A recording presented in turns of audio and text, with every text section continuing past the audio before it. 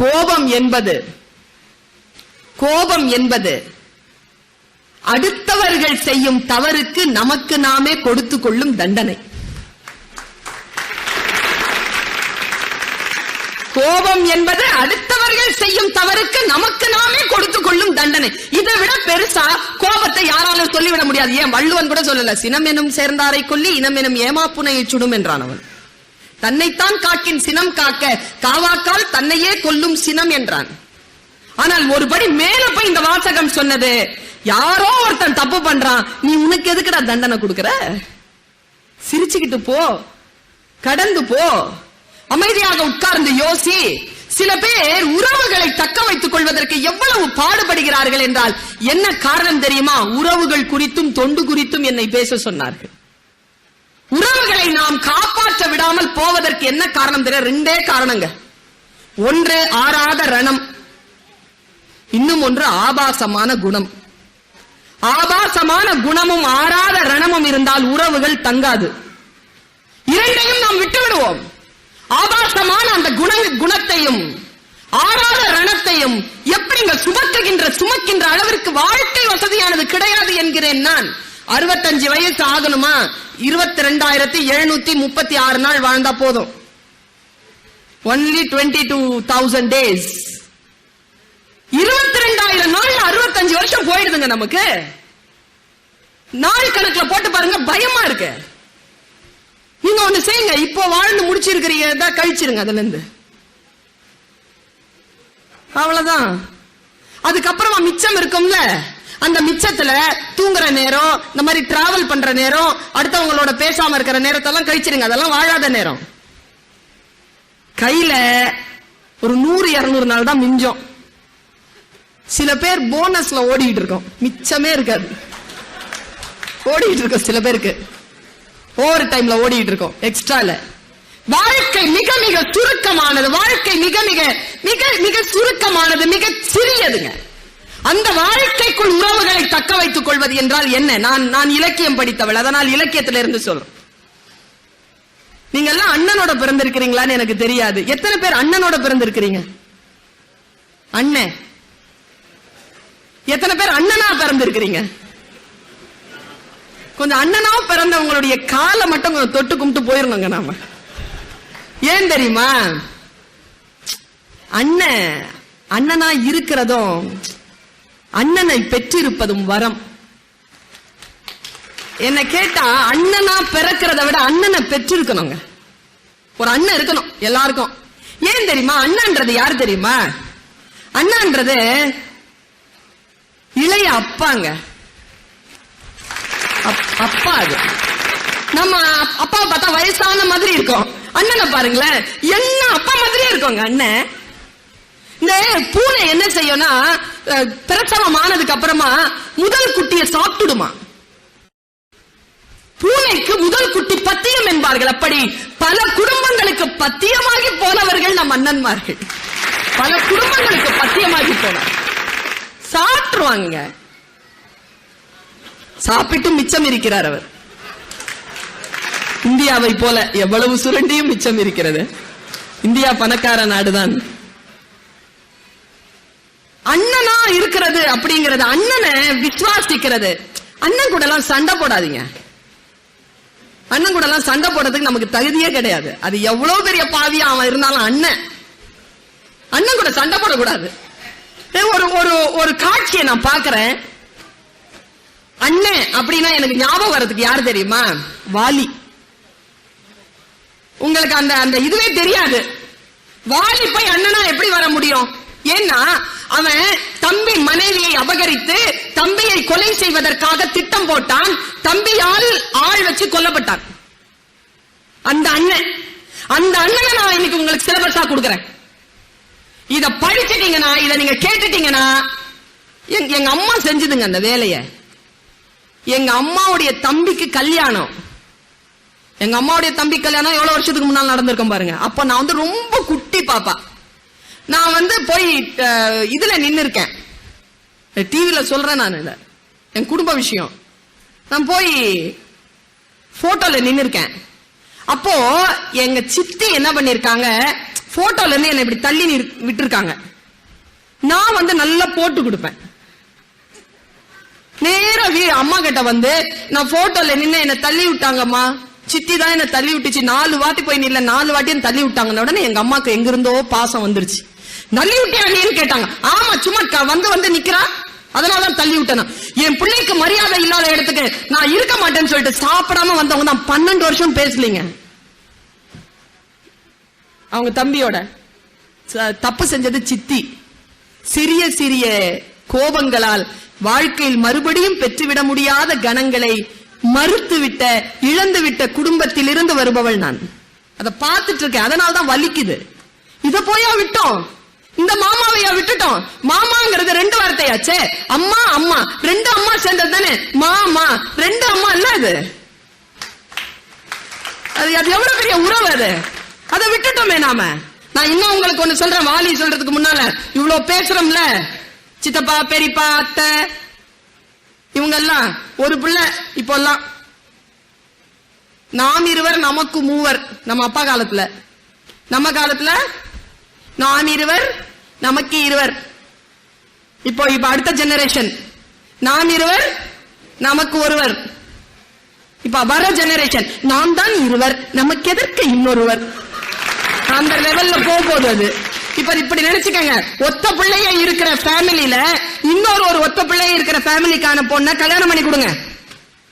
அதுக்கு பிறக்க போற பிள்ளைக்கு ஏது அத்தை, ஏது சித்தி, ஏது பெரியமா, ஏது பெரியப்பா ஒன்னும் கிடையாது. யாருமே இருக்க போறது கிடையாது. தாத்தா பாட்டி கூட இங்க இருக்கும், அது ஜெர்மனிலயோ அமெரிக்காவிலயோ கனடாவிலயோ போயிரும். ஓ தாத்தா, who is தாத்தா, what does it mean அப்படின்னு கேட்கும். உறவுகளை இழந்து வருகிறோம் நாம். நான் வாலிய சொல்றேங்க, அண்ணனை பத்தி சொன்னேன்ல, வாலிய பத்தி சொல்றேன். வாலி இறந்து கிடக்கிறான். ஒரு காட்சி, வாலி இறந்து கிடக்கிறான். ராமன் வந்து அம்பு விட்டான், அம்பு தைத்து விட்டது. நான் இங்க நிறுத்துறேன். அம்ப பார்த்துட்டு அவன் தவிக்கிறாங்க. அவன் தவிக்கிறான். அவன் சொல்றான், என்னை யாராலும் கொல்ல முடியாதே, எந்த அம்பும் என்னை தைக்க முடியாதே, இது எப்படி, இது என்ன? தவிக்கிறாங்க. வாலி தவிக்கின்ற பொழுது ஒரு வார்த்தை சொன்னா, நான் அப்படியே நிறுத்தி சொல்றேன். கம்பன் சொன்ன வார்த்தை. சில பேர் ஆக்சிடென்ட் ஆகி கீழே கிடப்பாங்க, பாத்திருக்கீங்களா? ஆக்சிடென்ட் ஆகி கிடக்கும் பொழுது ஒரு அதிர்ச்சி இருக்கும் அவங்க கண்கள்ல. எனக்கா அப்படின்னு ஒரு அதிர்ச்சி இருக்கும். அப்படி ஒவ்வொருத்தரும் தான் இதுல விழமாட்டோம்னு நினைக்கிறதுனால தான் ஆக்சிடென்டே நடக்குது. எனக்கு இது நேரவே நேராது என்று நினைப்பதனால்தான். அவனுக்கு அம்பு வந்து விட்டது, குத்திருச்சு அம்பு. அவன் அம்பை எடுத்துட்டு சொன்னானா, ஒரே சொல் சொன்னான், இது அம்பு அல்ல. யார் மீதோ நான் கொடுமை செய்த பொழுது அந்த பெரியவர்கள் கோபப்பட்டு சொன்ன சொல்லா என்னை வந்து தைத்திருக்கிறதுன்னு கேட்டானா. அப்புறமா 2 பேருக்கும் நடக்குது வாக்குவாதம். ராமனுக்கும் அனுமனுக்கும் இவனுக்கும் வாலிக்கும் நடக்குது. பெரிய பெரிய பாட்டு அதெல்லாம். மெய்யன்று மெய்மையின் வாரம் அன்று நின் மண்ணினுக்கு என் உடல் வாரம் அன்று பகை அன்று பண்பு இழந்து ஈரமின்றி இது என் செய்தவாறு என்கோ அரக்கர் ஓர் அழிவு செய்து கழிவரேல் அதற்கு மற்றை குறைக்கின தலைவரை கொல்ல மனுநிதி கூறிட்டுண்டோ இரக்கம் எங்கே உதிர்த்தாய் ராமா என் மீது என்ன பிழை கண்டாயப்பா. புலம்புறான், கடந்து பேசிக்கொண்டே இருக்கிறான். கடைசியாக அறிவு வந்துருச்சு. ஆவிப்போம் வேலைவாய் அறிவு தந்து உதவினா என்று சொல்லிட்டு எல்லாம் முடிஞ்சது. இந்த தமிழ் படம் மாதிரி சாகும் போது கத்திய குத்தி வச்சுக்கிட்டே டைலாக் பேசுவாங்க தெரியுமா? அந்த மாதிரி அந்த அம்ப வச்சுக்கிட்டே டைலாக் பேசி கடைசியா உயிர் பிரியும் போது வாலி ஒரு வார்த்தை சொன்னாங்க. அங்கதாங்க எழுந்திருச்சு நின்னு நான் ஒரு சல்யூட் பண்ணேன். அவனை என்சிசி எழுந்திருச்சு நின்னு ஒரு சல்யூட் பண்ணேன். ஏய் அண்ணன் தானி அப்படின்னு. அண்ணன் சொல்லும்பாங்களே, இந்த அண்ணனா நின்னா பாருங்க. அவன் சொல்றான் கடைசியா, ராமா எல்லாம் முடிஞ்சது, ஒரே ஒண்ணு உயிர் போற நேரத்துல நீங்க ராமாயணத்தை புரட்டி பாத்தீங்கன்னா வாலி பேசின கடைசி வார்த்தை அதான். வாலி பேசிய கடைசி வார்த்தை என்ன தெரியுமா? அவன் சாகும் போது சொல்றாங்க, இன்னும் ஒன்று உரைப்பது என்று ஒன்னே ஒண்ணு சொல்லிடுற, நீ என்ன தடுக்காத, நான் சொல்லிடுறேன், அந்த வரம் மட்டும் கொடு, இந்த வரம் மட்டும் கொடுத்துரு, நான் செத்துறேன், நான் போயிட்டேன். என்ன கேட்டான் தெரியுமா? ஏ ராமா, நீ நல்லவன், நீ நல்லவன். ஏன் தெரியுமா? உன் தம்பிமார்கள் இருக்காங்கல்ல, அவனுங்களுக்கு நீ ரொம்ப நல்லவன். அதனால உன் தம்பிமார்களுக்கு ஒரு சின்ன திமிர் உண்டு. என்ன திமிர் தெரியுமா? ஏய் என் அண்ணன் யாரு தெரியுமாடா? ராமன்டா, என் அண்ணன் ராம அப்படிங்கிற திமிர் உன் தம்பிமாருக்கு உண்டு. இந்த திமிர்ல நல்ல கவனிங்க அவன் சொல்றது, இந்த திமிர்ல என்னைக்காவது ஒரு நாள்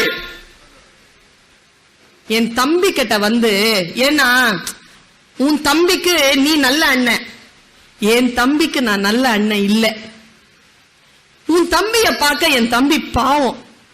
ஏன்னா உன் தம்பிக்கு உன்ன மாதிரி அண்ணன், என் தம்பிக்கு என்ன மாதிரி ஒரு அண்ணன். என்னைக்காவது அந்த திமிர்ல, நீ உன்னை வச்சிருக்க அண்ணனான்ற திமிர்ல உன் தம்பி என்னைக்காவது என் தம்பி கிட்ட வந்து, போடா அண்ணனை கொன்னவனே அப்படின்னு சொல்லாம பாத்துக்குவியா? அவன் மனசு உடைஞ்சு போயிரும், அவன் செத்துருவான். இவன் தப்ப மன்னிச்சிருவியா?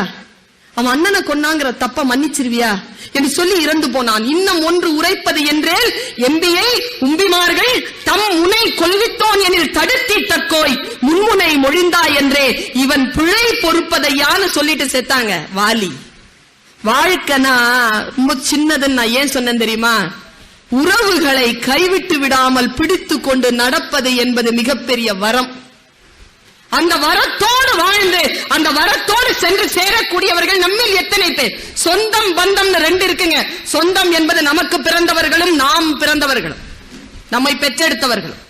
பந்தம் என்பது வந்து சேர்வது. வந்து சேரக்கூடிய பந்தங்களையும் பிறந்த சொந்தங்களையும் கட்டி காப்பாற்றிக் கொண்டு எடுத்து போவது என்பது எத்தனை பேருக்கு அந்த நன்மை வாய்த்து விடுகிறது என்று நான் கேட்கிறேன். பல நேரங்களில் வாய்க்கிறது இல்லை.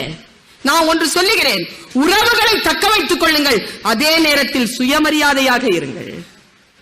சுயமரியாதையாக இருப்பது வேறு, உறவுகளை தக்க வைத்துக் கொள்வது என்பது வேறு. சுயமரியாதையோடு உறவுகளை தக்க வைத்துக் கொள்ளுதல், இந்த சமூகத்தில் தலைமை நிமிர்ந்து நிற்கக்கூடிய ஒரு வாழ்க்கையை வாழுதல், இரண்டுமே ரொம்ப மெதுவா இருக்கிற மாதிரி இருக்கும். நம்மில் பல பேருக்கு என்ன தெரியுமா பிரச்சனை? இங்க இருக்கிறவங்களோட இல்ல, நானும் என்னையும் சேர்த்துட்டு தான் சொல்றேன். போலித்தனமாக இருக்கிறோம், ஏதோ ஒரு முகமுடியை போர்த்திக் கொள்கிறோம். பர்சனாலிட்டி அப்படிங்கிற சொல்லுக்கு என்ன அர்த்தம் தெரியுமா? பர்சனோ அப்படின்னு சொன்னா முகமூடி, அது ஒரு இத்தாலிய சொல். இப்போ கணவனிடத்தில் மனைவி மனைவி என்கின்ற முகத்தை தான் காட்ட முடியும். குழந்தையிடத்தில் தாய் என்கின்ற முகத்தை காட்டுவது, வேலை செய்கின்ற இடத்தில் சபார்டினேட்டாக முகத்தை காட்டுவது, தொண்டு செய்கின்ற நேரத்திலே தொண்டராக முகத்தை காட்டுவது. இந்த முகத்தை சரியான நேரத்தில் காட்டுவதற்கு பெயர் தான் பர்சனாலிட்டி. பர்சனாலிட்டியை டெவலப் பண்ண முடியாது, அதை சரி செய்து கொள்ளலாம், அவ்வளவுதான். சரி செய்ய தான் முடியும், டெவலப்லாம் பண்ண முடியாது.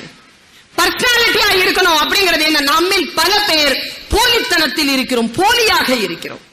எங்கே போலித்தனம் வருகிறதோ அங்க போயிடுதுங்க வாழ்க்கையில. ரொம்ப மிக முக்கியமான விஷயத்த ஏன் தெரியுமா? நான் பேசுவது, நான் சேனல்ல பேசினா யாருமே சேனல்ல மாத்த மாட்டாங்கன்னு என்கிட்ட எல்லாரும் சொல்றாங்க. பர்வீன் பேசுறாங்கன்னா சேனல் ஓகே, ஏதோ பேசும் அந்த பொண்ணு கேட்கலாம் அப்படின்னு. ஏன் தெரியுமா? நான் நாவிலிருந்து பேசுவதில்லை, என் நாபியிலிருந்து பேசுகிறேன், என் ஆத்மாவிலிருந்து பேசுகிறேன். அதனால் நான் பேசுவதில் ஏதோ சத்தியம் இருக்கும் என்று சொல்லுகிறார்கள். அந்த சொல்லுக்கு கட்டுப்பட்டுத்தான் சத்தியத்தை பேசிக் கொண்டிருக்கிறேன். சத்தியம் பேச வேண்டும், எந்த மறைப்பும் இல்லாமல் பேச. போலித்தனத்துல இருக்கிறோம் நாம. பல நேரங்களில் ஒரு 38 வயசு பொண்ணுக்கு ஹார்ட்ல ப்ராப்ளம் வந்துச்சான். பெண்கள் கவனிக்க, ஹார்ட்ல ப்ராப்ளம் வந்துச்சு. ஹாஸ்பிட்டல்ல போய் அட்மிட் ஆனா, சான்ஸே கிடையாது, 50-50 தான். ஹாஸ்பிட்டல்ல போனோம், நிறைய பிளாக்ஸ் இருக்கு. ஹாஸ்பிட்டலுக்கு அட்மிட் ஆயிட்டா, ஆபரேஷன் தியேட்டர்ல போய் அனிஸ்தீசியா கொடுத்துட்டாங்க. கவனமா கேளுங்க, அனிஸ்தீசியா கொடுத்துட்டாங்க. அனிஸ்தீசியா கொடுக்கும் போது ஆண்டவரோட கனெக்ஷன் வந்துருச்சு. ஆண்டவர் பேசுறார். என்னப்பா எப்படி இருக்கிற? ஆண்டவா 38 வயசுலயே கூப்பிட்டுக்க போறியா? என்ன இன்னும் வாழணும்னு ஆசையா இருக்கா? ஆமா ஆண்டவா. சரி, இன்னும் ஒரு 22 வருஷம் வாழ்ந்துட்டு வா. 22 வருஷமா? எஸ் சாங்ஷன் சொல்லிட்டு கனெக்ஷன் கட் ஆயிடுச்சு. இவ வந்து பெட்டுக்கு வந்துட்டா. பெட்டுக்கு வந்து கண் விழிச்சு பாக்குறா, ஹாஸ்பிட்டல்ல வியந்து நிக்குது. மிராக்கல் நடந்திருக்கு, எதுவுமே இல்ல, அப்படி பொழைச்சிட்டா, ஒரு பிரச்சனையும் இல்ல. சரி, பிரச்சனை இல்லைன்னு சொல்லி தெரிஞ்ச உடனே அவ எழுந்திருச்சு உட்காந்தா. 3 நாள்ல டிஸ்சார்ஜ். தன்னுடைய முகத்தை பாக்குறா, கொஞ்சம் டல்லான மாதிரி தெரியுது. சரி, நாம சரி பண்ணிக்கலாம் எல்லாத்தையும் சொல்லிட்டு இந்த உடம்புல எல்லாத்தையும் சரி பண்ண தொடங்குறான். Face lifting, fat reduction, body shape, slimming எல்லாம் பண்ணிட்டான். பண்ணி முடிச்சிட்டு 38 வயசு பொண்ணு மாதிரி இல்ல, 22 வயசு பொண்ணு மாதிரி ஆயிட்டா. அந்த ட்ரீட்மெண்ட் பண்ண டாக்டருக்கே ஆசை வருது அந்த பொண்ணு மேல. அவ்வளவு அழகாயிட்டா. 3 மாசம் ட்ரீட்மெண்ட்க்கு அப்புறமா ஹாஸ்பிட்டல் விட்டு வெளில வரா. வெளியில வர பாருங்க, லாரி அடிச்சு செத்துட்டா. லாரி அடிச்சு செத்துட்டா. நேர ஆண்டவன் கிட்ட போயிட்டா. ஆண்டவர் நிக்கிறார் முன்னால. என்ன ஆண்டவா, 3 மாசத்துக்கு முன்னால் தானே சொன்ன 22 வருஷம் வாழலான்னு, இப்படி என்ன கூப்பிட்டுட்டிய மறுபடியும்? ஆண்டவர் சொன்னாராம், அடிப்பாவி அது நீயா, அடையாளமே தெரியலன்னாராம். அவரு பல நேரங்களில் ஆண்டவருக்கே அடையாளம் தெரியாதது போல் மேக்கப் போட்டுக் கொள்கிறோம். எதற்கு இந்த மேக்கப்? ஆரோக்கியமாக இருப்பதுதான் அழகு, புத்திசாலியாக இருப்பதுதான் அழகு. உடல் ஆரோக்கியமாக இருக்கிறதா நீ அழகி. மற்றவர்கள் பேசுவது உனக்கு புரிகிறதா? மற்றவர்கள் புரிகின்றது போல் நீ பேசுகிறாயா? நீ பேரழகி. அவ்வளவுதான். அழகுங்கிறதுக்கான கான்செப்ட் இவ்வளவுதான். உடலில் இல்லை, ஆரோக்கியத்தில் தான் இருக்கிறது அழகு. ஏதோ ஒன்றை நாம் மறைக்கிறோம், நம்மில் ஏதோ ஒன்றை மறைக்க துடிக்கிறோம் நாம். நான் சமீபத்தில் உத்தரமேரூர்ன்ற ஒரு இடத்துக்கு போயிருந்தேங்க. நேரம் நெருங்குகிறது. உத்திரமேரூர் போயிருந்தேன். இத நான் சொல்லிடுறேன், மனசுல தோணுது சொல்லணும்னு சொல்லிடுறேன். வேற ஒரு வேலைக்காக போயிருந்தேன். அன்னைக்கு அங்க படுகளம். உங்களுக்கு படுகளம் என்னன்னு தெரியுமா? தெரியாது. 18 நாள் கூத்து கட்டுவாங்க திரௌபதி அம்மன் கோவில்ல. 18 நாள் அந்த பூஜை நடக்கும் அந்த கோவில்ல. அந்த கோவில்ல 18 நாள் பூஜையில 10ஆம் நாளிலிருந்து அந்த படுகளத்தை அமைப்பாங்க. 10ஆம் நாள் போர். அந்த படுகளம் எப்படி இருக்கும்னா 65 அடிக்கு, கொஞ்சம் கவனமா கேளுங்க, 65 அடிக்கு பெரிய ஒரு சிலை கீழே போடுவாங்க. தலையில பெரிய கிரீடம் வைப்பாங்க. கிரீடம் வச்சு ஒரு கால் இப்படி விரிச்சு போட்ட மாதிரி ஒரு சிலை. நான் அந்த சிலையை பாக்குறேன். கூடி நின்று இருக்கு கூட்டம். வெயில் கொளுத்து கொளுத்துன்னு கொளுத்துது. உள்ள கோவில்ல பூஜை நடக்குது. திரௌபதி அம்மன் கோவில் பூஜை. பூஜை நடந்துகிட்டே இருக்கும் பொழுது திடீர்னு 2 பேர் வெளியில வந்தாங்க கோவில்ல இருந்து. இது நடந்தது, எனக்கு தெரியாது என்னன்னு. 2 பேர் கோவில்ல இருந்து வெளியில ஓடி வந்தாங்க. 2 பேரும் அரிதாரம் பூசி இருந்தாங்க, கூத்து கட்டி இருந்தாங்க. வெளியில 2 பேரும் கதை வச்சுக்கிட்டு சண்டை போடுற மாதிரி நாடகம் பண்ணிக்கிட்டே ஒருத்தன் தலைமாட்டுல நின்னுட்டான், ஒருத்தன் கால் மாட்டுல தொடையில ஒரு பானையை கவுத்து வச்சிருந்தாங்க. அந்த பானைக்குள்ள முழுக்க குங்குமம் இருந்தது. ஒரு கதையால ஒருத்தன் அந்த பானையை அடைச்சான். அந்த பானை உடைஞ்சது. அந்த குங்குமத்தை எடுத்து எல்லோரும் பிரசாதமாக எடுத்துக்கிட்டாங்க.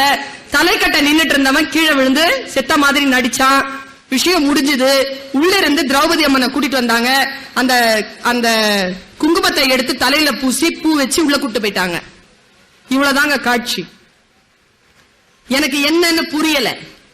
நான் என்னன்னு கேட்டேன். ஒரு வயதான பாட்டி சொன்னா துரியோதன வதம் நடந்தது.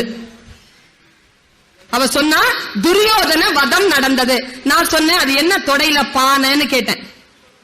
அந்த அம்மா சொன்னதுங்க, இந்த நம்ம நாட்டில் இருக்கக்கூடிய முதியவர்களை இழந்து விட்டோம் பெரியவர்களை. நாம் முதியவர்களை ரொம்ப மோசமான வகையில் இழந்திருக்கிறோம். சென்னையில எல்லாம் சிட்டுக்குருவி இல்ல. நான் ஒரு பத்திரிகைக்கு எழுதினேன், முதியவர்களும் முற்றங்களும் இல்லாத ஊரில் சிட்டுக்குருவிகள் எப்படி இருக்கும்? வராது. முதியவர்கள் இல்லாத வீட்டிலே சிட்டுக்குருவி இல்ல, யாருமே வரமாட்டாங்க. இன்றைக்கு இல்லை, முதியவர்களை தவற விட்டு விட்டாங்க. அந்த முதிய பாட்டி என்கிட்ட சொன்னா, இந்த கதை உனக்கு தெரியாதான்னு கேட்டா. தெரியாது பாட்டி. என்ன ஆச்சுன்னா, அந்த அந்த அந்த சொல் இருக்குதே, அந்த பாட்டி சொன்ன சொல் கல்வெட்டுங்க. அது அந்த அம்மா சொல்லுச்சு, இந்த மகாபாரத போர்ல துரியோதனனை சாகடிக்கணும்ட்டு பீம சபதம் செஞ்சான். நான் சொல்றது அப்ளிகேஷன் தான், நான் மகாபாரதத்தை சொல்ல வரல. நான் சொன்ன ராமாயணமோ எனக்கு வாலி பெருமையை சொல்ல வேண்டும் என்ற அவசியத்தினால் சொல்லல. நம்ம அண்ணனா நான் வாலிய பார்த்தேன். அவன் சாகும்போது நமக்காக பேசுறவங்கிறதுனால பேசினேன். மகாபாரதத்தையும் அதுக்காக தான் பேசுறேன். அவன் சொன்னா, சபதம் செய்து விட்டான் பீமன். காந்தாரிக்கு தெரிந்து போனது.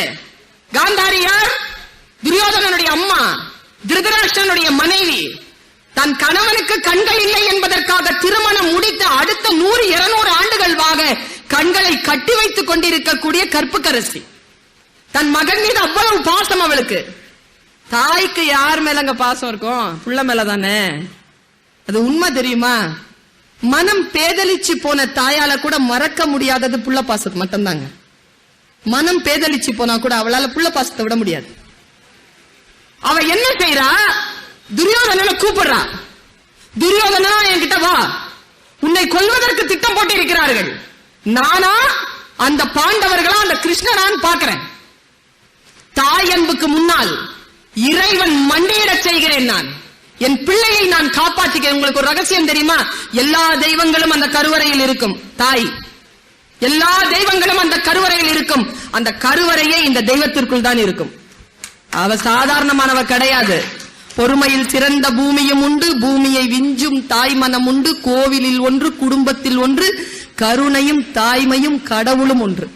கடவுளும் ஒண்ணு. தாய் அவ்வளவு சீக்கிரமா இட போட்டுற முடியாது. அந்த தாய் கூப்பிடுறவா, உன்னை நான் காப்பாற்றுகிறேன். நேரா வந்தான். துரியோதனா, நான் உன்னை காப்பாற்ற வேண்டும் கண்ணா. நீ ஒன்று செய், நேரா போ, அந்த குளத்துல குளி, உடலில் ஒரு ஆடை இல்லாமல் என் முன்னால் வா. சரி அம்மா சொல்லிட்டு போனான் துரியோதன. வெளியில இருந்து கிருஷ்ணன் இத கேட்டான். கிருஷ்ணன் சாமானியமானவனா? கள்ளராஜன் அவன். எல்லா திருட்டுத்தனங்களையும் செய்தவன்.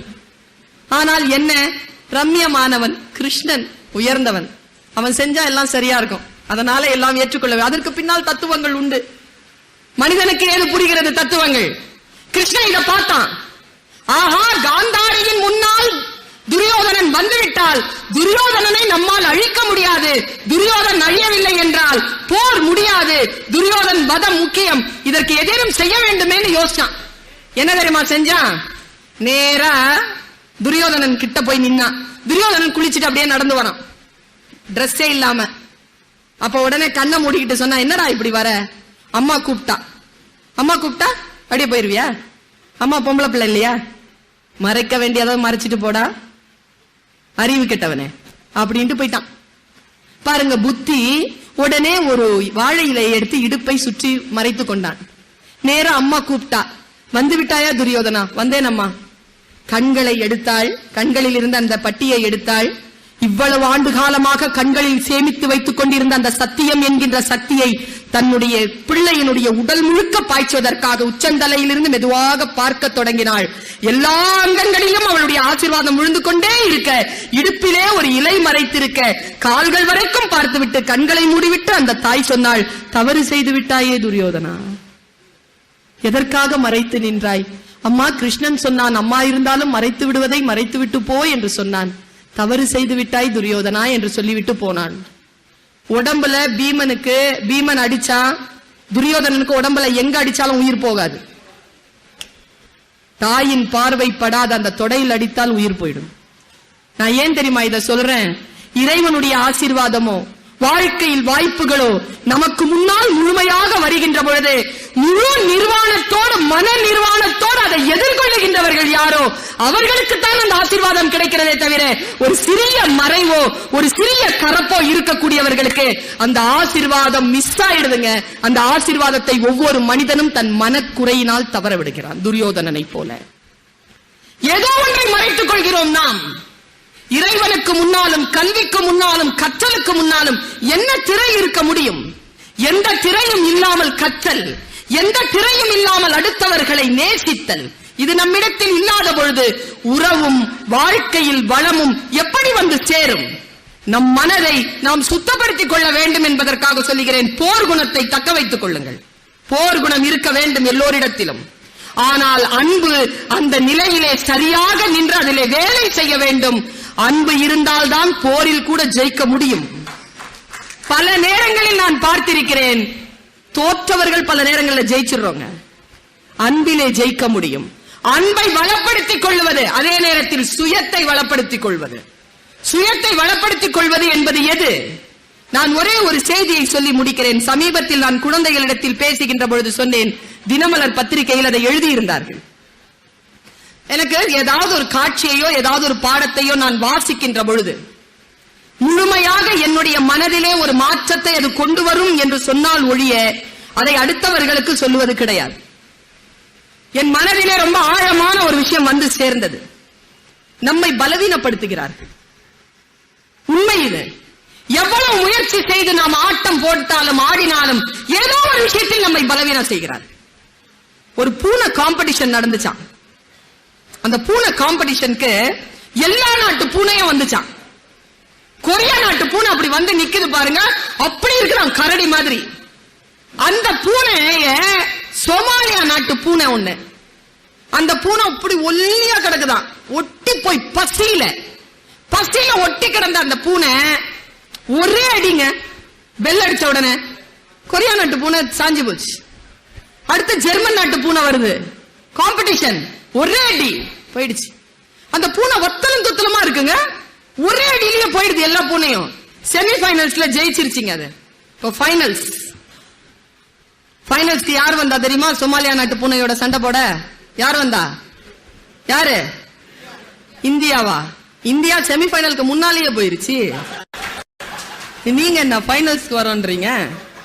எந்த காலத்துல இருக்கிறீங்க? நான் சொல்றது பூனை காம்படிஷன்.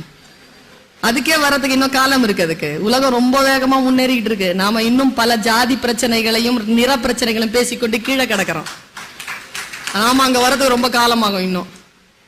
அந்த பூனை கடைசி நிமிஷத்துக்கு வந்தது எது தெரியுமா? அமெரிக்கா நாட்டு பூனை. அதானே பெரிய பெரிய பூனை இல்ல அது. அது வந்தது. அது வந்து நின்னுட்டு அவகிட்ட சொன்னாங்க, இது ஒரே அடி அடிச்சாலே செத்து போயிடுதுப்பா, இல்ல நாளைக்கு காலையில ஃபைனல்ஸ், நீ கொஞ்சம் ஜாகிரதையாயிரு. அமெரிக்கா நாட்டு பூனையாச்சு, அவ்வளவு சீக்கிரமா தோத்து போயிருமா? அது உடனே சொல்லிச்சு, சோமாலியா நாட்டு பூனை எங்க தங்கி இருக்கு, நாளைக்கு தானே காம்படிஷன், அதுகிட்ட நான் பேச்சுவார்த்தை நடத்தணும்னு. பேச்சுவார்த்தைக்கு தேடி போச்சுங்க சோமாலியா நாட்டு பூனை கிட்ட. சோமாலியா நாட்டு பூனை பாக்குது, வாங்க உட்காருங்க, நான் அமெரிக்கா நாட்டுல இருந்து வரேன், வாங்க உட்காருங்க, ஏதாவது சாப்பிடுறீங்களா? எதுவும் வேணாம். என்ன நாளைக்கு நானும் நீங்க தான் காம்படிஷன்? ஆமா தெரியும். என்ன கேள்விப்படுற, ஒரே அடியிலே அடிச்சிடுறீங்களா? நம்ம என்ன விளையாட்டு தானே இது, நாம விளையாட வேண்டாமா? ஊரே நம்மள பார்க்க போகுது, நீங்க ஒரே அடியில் அடிச்சிட்டீங்கன்னா அப்புறமா என்ன கேம்? ஃபர்ஸ்ட் நானும் நீங்களும் கொஞ்சம் விளையாடுவோம், நீங்க எப்படி அடிக்கிறீங்க நான் எப்படி அடிக்கிறீங்க டெக்னிக்லாம் கத்துக்கலாம். டெக்னிக்லாம் கத்துக்கிட்டு அதுக்கப்புறமா நம்ம போர்ல ஈடுபடலாம். என்ன சொல்றீங்க? சோமாலியா நாட்டு பூனை சொல்லுச்சுன்னா, டேய் எந்திர வெள்ளப்படா, போடா வெள்ள. என்ன பேச்சுவார்த்தைக்கு வரும்போது போடா வெள்ளன்னு மரியாதை இல்லாம பேசுற? நீ என்ன யாருன்னு நினைச்ச? பூனை நினைச்சியா? ஏய் பசிச்சு கிடக்குற புலிடா நானு, போடா அப்படின்னு சோமாலியா நாட்டு பூனை. பல நேரங்கள்ல நம்ம பூனை காம்படிஷன்ல தான் இருக்கிறோம், ஆனா நம்ம பசித்திருக்கும் புலி அப்படி நினைக்கணுங்க நம்மள. நான் பல நேரங்களில் பார்க்கிறேன், நம் மக்கள் தோற்று போவதற்கு காரணம் என்ன தெரியுமா? உறவுகளிலும் சரி, நம்முடைய வாழ்க்கை வளங்களிலும் சரி, நாம் தோற்று போவதற்கு மிக முக்கியமான காரணம் நம்மிடத்தில் இல்லாத ஒன்றே ஒன்று, தன்னம்பிக்கைங்க. நிறைய பேர்கிட்ட அந்த தன்னம்பிக்கை இல்ல. அந்த தன்னம்பிக்கை மட்டும் கொண்டு வாங்களேன், வாழ்க்கையில் ஜெயிக்கலாம். முக்கியமாக பெண்கள், இளைஞர்கள் தன்னம்பிக்கையோடு செயல்படுகின்ற பொழுது நாம் ஜெயிக்கிறோம். அடுத்தவர்களை போல் வர வேண்டும் என்று ஒரு நாளும் ஆசைப்படாதீர்கள். நான் ஒரு ரகசியத்தை சொல்லி தரேன். அடுத்தவர்களை போல் வர வேண்டும் என்ற அவசியம் நமக்கு கிடையாது. ஏன் தெரியுமா? உலகத்தில் எவன் ஒருவன் சிகரத்தை தொட்டவன் என்றால் நீங்கள் உங்கள் டைரிகளில் எழுதி வைத்துக் கொள்ளுங்கள். எவன் சிகரத்தை தொட்டவன் என்றால் யாரோ ஒருவன் தொட்டி இருக்கிறானே, அந்த சிகரத்தை போய் தொடுபவன் அல்ல சிகரத்தை தொட்டவன். எவன் ஒருவன் தன் சிகரத்தை தொடுகிறானோ அவன்தான் உலகத்தில் சிகரத்தை தொட்டவனாகிறான். இந்த தன்னம்பிக்கையோடு இருத்தல், நம்முடைய பீக் இருக்குல்ல, நம்முடைய விஷயத்தை நாம பார்த்து, நான் எப்பவுமே சொல்றது உண்டுங்க. நாம இப்ப கோடீஸ்வரர்களா? நாம எல்லாம் 2-3 பேர் இருப்பாங்க கோடீஸ்வரர்கள். நாம எல்லாம் கோடீஸ்வரர்களா? இப்ப நான் அப்படி பேசுறேன், எவ்வளவு ஃபீஸ் எனக்கு? கோடி ரூபாய் கொடுக்கலாங்க, கொடுக்க முடியாதா? ஏங்க ஒருத்தன் பொய்யா குதிக்கிறான், அவன் பேரு டூப்பு, குதிக்கிற மாதிரி நடிக்கிறான், அவனுக்கு கோடி ரூபாய் கொடுக்குறீங்க? நடிக்கிறான் தானே அவன், அவன் கோடி ரூபாய் குடிக்கிறான். நாவி கமலத்திலிருந்து சிந்தனையை சூடாக்கி அக்கினியாக்கி நான் இப்படி கொடுத்துக்கிட்டு இருக்கேன், எனக்கு கோடி ரூபாய் சம்பளம் இல்லையா? அப்படின்னா நான் சம்பளம் வாங்கவே முடியாதா? அப்ப நான் கோடீஸ்வரியே கிடையாதா? நான் கோடீஸ்வரி தான். நீ சொன்னாலும் சொல்லலனாலும் நான் கோடீஸ்வரி தான். என்றைக்கு பர்வீன் சுல்தானா பேசுகிறேன் என்றால் 1 கோடி காதுகள் தமிழகத்தில் திறந்து கொள்கிறதோ அன்றைக்கு நான் கோடீஸ்வரி ஆகிறேன். என் உயரத்தை நான் தொடுகிறேன். நான் யாரையும் போல் பேசுவது கிடையாது. நான் என்னை போல் பேசுகிறேன். என் உச்சம் எனக்கு தெரியும். என்னுடைய பீக் எனக்கு தெரியும். அந்த பீக்க போய் தொட்டுட்டு வரணும். நான் பல நேரங்களில் தொட முடியறது கிடையாது. பல நேரங்களில் நடுவிலேயே இந்த பெரிய மலை சிகரம் இருக்குல்ல, அந்த சிகரத்தை ஹிமாலயா சிகரம், அந்த சிகரத்தை தொட்ட அந்த மனிதன் கிட்ட கேட்ட கேள்வி ஒன்று சொல்கிறேங்க. அதாங்க செய்தி. அவனிடத்தில் கேட்டார்கள், நீ முதலில் காலடி வைத்த பொழுது என்ன நினைத்தாய்? ஜெயித்ததை நினைத்தாயா? நான் என்ன நினைத்தேன் என்று சொல்ல விரும்பவில்லை என்றார் அவர். சரி, நீ என்றைக்காவது ஏறுகின்ற பொழுது இதை நான் எட்ட மாட்டேன் என்று நினைத்தாயா? எது உனக்கு தடையாக இருந்தது? அந்த மனிதன் சொன்னதை நீங்க உங்களுடைய மனசுல எழுதி வச்சுக்கோங்க. அந்த மனுஷன் சொன்னா, நான் இந்த சிகரத்தை ஏறுகின்ற பொழுது பல்வேறு விதமான சிக்கல்கள் என்னை வந்து சூழ்ந்தன. காற்று இல்ல, ஆக்சிஜன் இல்ல, கால்களில் வலி, எல்லா விதமான உடல்நல குறைவு, பசி, கையில ஆயுதங்கள் சரியாக இல்லை, எல்லாம் இருந்தது. ஆனால் அதை எல்லாவற்றையும் நான் ஜெயித்தேன். நான் எதற்கு பயந்தேன் என்றால், என் மனம் ஒரு முறை கூட சொல்லிவிடக் கூடாது, நீ இந்த சிகரத்தை தொட்டுவிட மாட்டாய் என்று. அப்படி அது சொல்லிவிடக் கூடாது என்று நான் பயந்தேன் என்று சொன்ன. நம்முடைய மனசு தாங்க நம்மளை பிடிச்சி கீழே தள்ளுது. நீ செய்ய மாட்ட. நான் குழந்தைகளிடத்தில் சொல்றேன். சின்ன பிள்ளைகள் நிறைய பேர் வந்திருக்கிறீர்கள். குழந்தைகளே, நீங்கள் ஜெயிக்க பிறந்தவர்கள். நீங்கள் ஜெயிச்சு காட்டுங்க. ஏன் தெரியுமா? நீங்க புத்தகத்தை ஓபன் பண்றீங்கன்னா புக்கு பேசும். நம்ம எல்லாருக்கும், நான் புத்தக விழாவிலும் பேசினேன், நம்ம எல்லாருமே புக்கு வாசிக்கிறதே இல்லைங்க. எத்தனை பேர் புக்கு வாசிக்கிறோம்? ஆனா என்ன சொல்ற ரஃபி பாய், நிறைய வாங்குறோம். எவ்வளவு புக்ஸ் வாங்கி வச்சிருக்கீங்க வீட்டுல? எவ்வளவு படிச்சிருக்கிறீங்க? புக்கு வாங்குறோம். நல்ல புக்குன்னு வாங்கி திருக்குறளை கூட முழுசா படிச்சது கிடையாது. பாரதியார் கவிதைகளை கூட முழுசா படிச்சது கிடையாது. எந்த புத்தகத்தையும் வாங்கி முழுசா படிக்கிறது கிடையாதுங்க. புத்தகம் ஓபன் பண்ணும்போது புத்தகம் நம்ம கிட்ட பேசுங்க. என்னன்னு பேசும் தெரியுமா? படிச்சிருவியோ? என்ன படிக்க போறியோ? ஆமா, படிக்க முடியாதுன்னு மூடிட்டேன்னா அது ஜெயிக்குது. ஏய், உன்னை படிக்கிறதுக்கான திறந்து வச்சிருக்கேன், படிப்பேன், படிச்சு முடிப்பேன் என்று படித்து முடித்தால் நீ புத்தகத்தை ஜெயிக்கிறாய். நாம் ஜெயிக்கக்கூடிய புத்தகங்கள் தான் இந்த உலகத்தில் இருக்கின்றன தவிர நம்மை ஜெயிக்கக்கூடிய புத்தகங்கள் இந்த உலகத்தில் கிடையாது. அப்படிதாங்க யோசிக்கணும். மனிதர்களை ஜெயிப்பது பூப்பறிப்பது போல ரொம்ப எளிமையா ஜெயிச்சுட்டே போலாங்க. ரொம்ப கஷ்டப்பட, அம்மா அப்பா சொத்து வேணுமா உங்களுக்கு? மத்த யாருக்கும் கொடுக்காம உங்களுக்கே கொடுக்கணும் நீங்க நினைக்கிறீங்களா? சின்ன டூல் தான். அவங்க கிட்ட அன்பா இருங்க, முடிஞ்சு போச்சு. எதையும் எதிர்பார்க்காமல் அன்பாக இருங்கள், அது உங்களை வந்து சேரும். எதிர்பார்க்கின்ற பொழுதுதான் எதுவும் வர மறுக்கிறது. அன்பு கொடுக்குங்க. அன்பு சகலத்தையும் தாங்கும், சகலத்தையும் சகிக்கும், சகலத்தையும் நம்பும், சகலத்தையும் விசுவாசிக்கும். அன்புக்கு பொறாமை இல்லை. அன்பு தற்பொழிவை நாடாது. அன்பு அடுத்தவர்களினுடைய அநியாயத்தில் சந்தோஷப்படாமல் சத்தியத்தில் சந்தோஷப்படும். அன்புதான் இந்த உலகத்தில் உயர்ந்து நிற்கிறது. அந்த அன்பை கொண்டுதான் தொண்டையும் உறவுகளையும் அறிவையும் நாம் தக்க வைத்துக் கொள்ள வேண்டும். இந்த அன்பினால் நம்முடைய புத்தியை சீர் செய்து தவம் செய்வோம். செய்க தவம், செய்க தவம் நெஞ்சே, தவம் செய்தால் எய்த விரும்பியதை எல்லாம் எய்தலாம். அன்பில் சிறந்த தவம் இல்லை.